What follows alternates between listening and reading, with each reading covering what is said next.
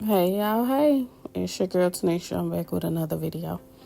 Today I wanted to show y'all an easy caramel apple method that I use when I'm in a crunch and I don't feel like doing anything from scratch. And I'm also going to remix them a little bit. So of course, first we're going to start out with our caramel candies. Baby, if you know, you know. If you was around your grandma enough, she done gave you a couple of these, especially at church, to shut you up. But yeah, I usually get mine from any dollar store or Walmart, preferably when all else fails. Um, I like these more than the little, I think they came out with some mini balls of caramel just because they're not coated in that powder that prevents them from melting. It takes a little bit longer. So this is a process too, don't get me wrong. Anytime you got to unwrap individual candies and things like that, it is a process. But it is worth it if you don't want to go the from scratch method.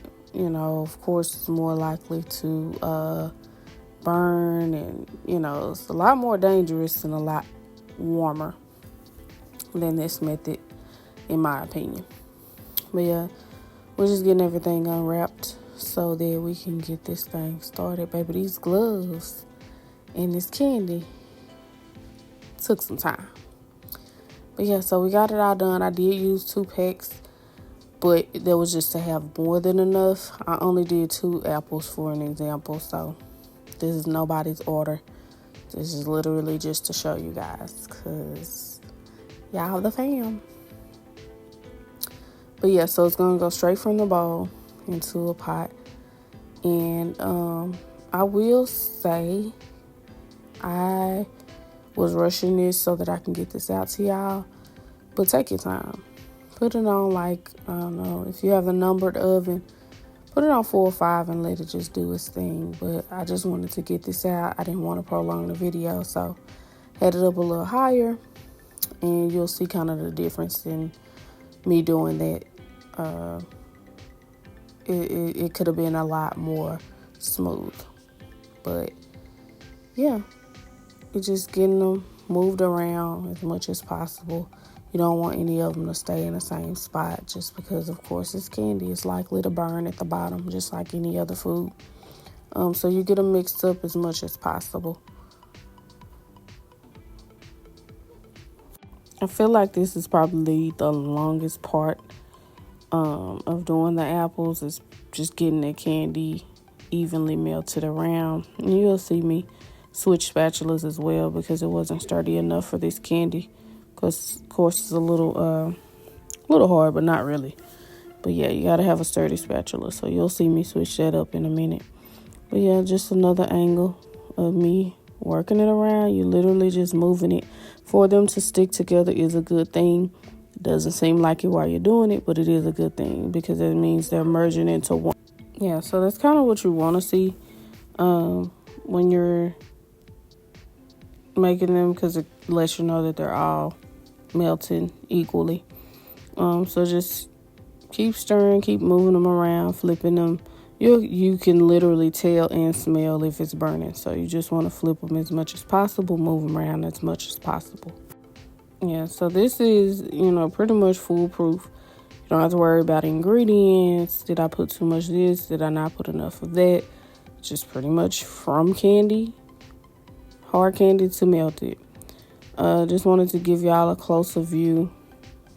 Sorry for the moving around. It was very hard to do this with the camera right there and, stirring this. So, but yeah, this is what I meant when I said it could have been a lot lower, the temperature. It was higher, which could, ultimately cause it to burn. Didn't burn, but I did have that kind of discoloration. And you'll see it as we get closer to it being done. Still fire, though. I ain't gonna lie to you. That candy, once it's melted, is 10 times better than it is in a solid piece. So good. But yeah, here we are. Almost at the finish line, and I say almost because there were lumps, and I'll show you a little bit of it right here. So that's might be the last little piece of candy left.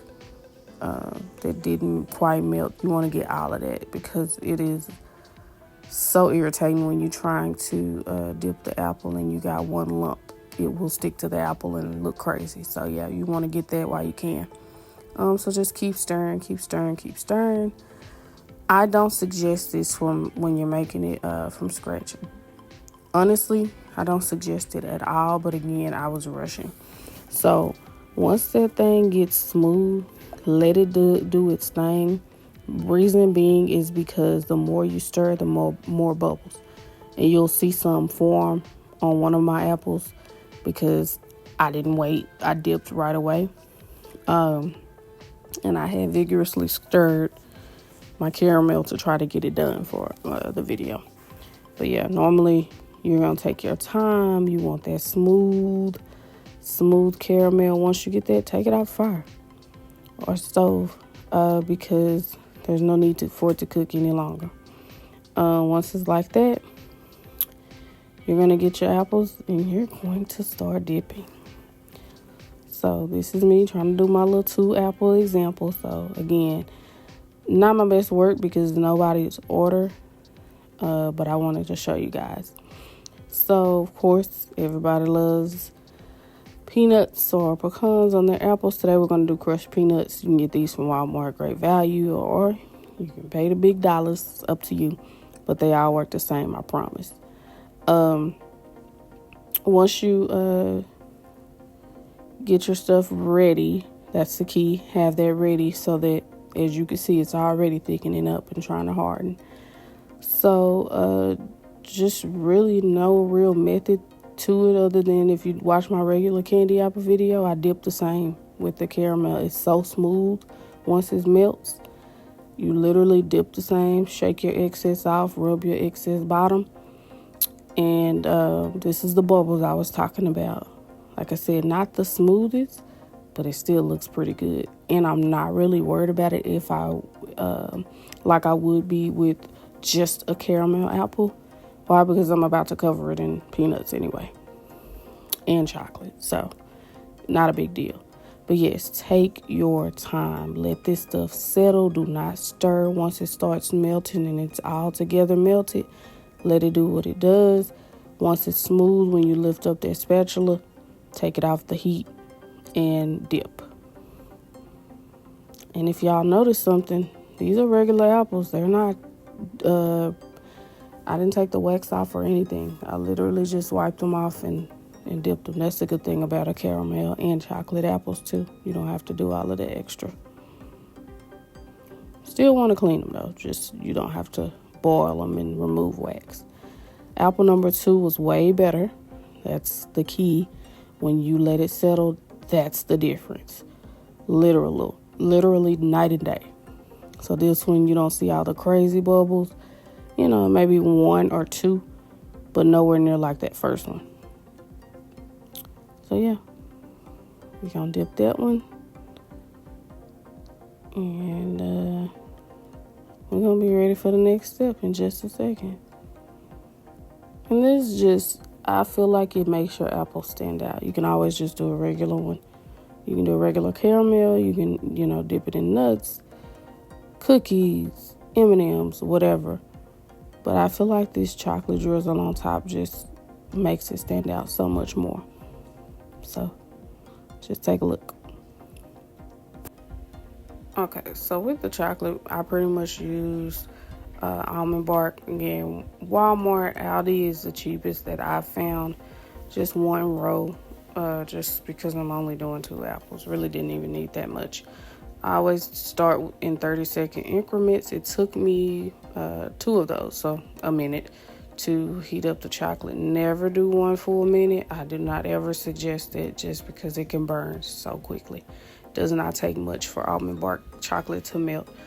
But once you do that, I have my little Ziploc bag. You can do, what your other bags, whatever you prefer. Ziploc is just easy at home. Remember, this is the easy way, not the professional, hard, whatever, difficult way.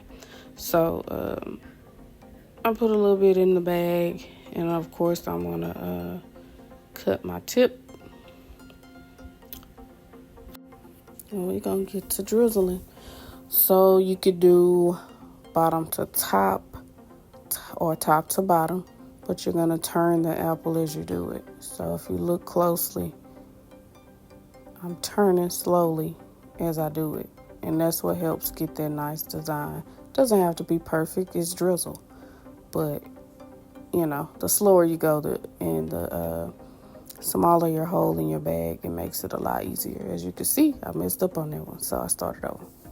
Plus, I ran out of chocolate. But, yep, you can double it. I suggest doubling it if you plan on doing double nuts. I just decided to put a little bit on the top to do a decoration on there. Another little pointer is if you get those munch bars, the old school munch bars, so cute if you top the apple off with those. I didn't have any, but it looks so good because, you know, they come in, you can just break them in pieces, put them on the top, and it matches perfect. It has the caramel, it has the nuts. I just wanted to add this in here. Don't waste your caramel. Yes, it gets hard in there, but honey, if you're working with a silicone mat, parchment paper works too, but, you know, silicone is best to me for heat. Baby, scrape that out and put that on that silicone mat, like so. As you can see, it doesn't take much. Don't let it get super hard in there. But once you put it on that silicone mat, it does not, because it's not as, you know, it's not watery, so it's not going to go anywhere. Let it sit, harden a little bit, and honey, you done saved yourself some money. And it melts, it's already together, so it melts better if you put it back in there. Honey, put that in a Ziploc bag, just like this. It's a Ziploc freezer bag, honey. Any Ziploc bag will work. But, yeah, preserve your stuff if you can. And not everything can be saved, but stuff like this, save it if you can. But, yeah, there you have it. And it comes right out in a brick. You're fine. And these are the caramel apples with a little razzle dazzle, the easy way. I appreciate you guys' support. Thanks for watching. Make sure you subscribe.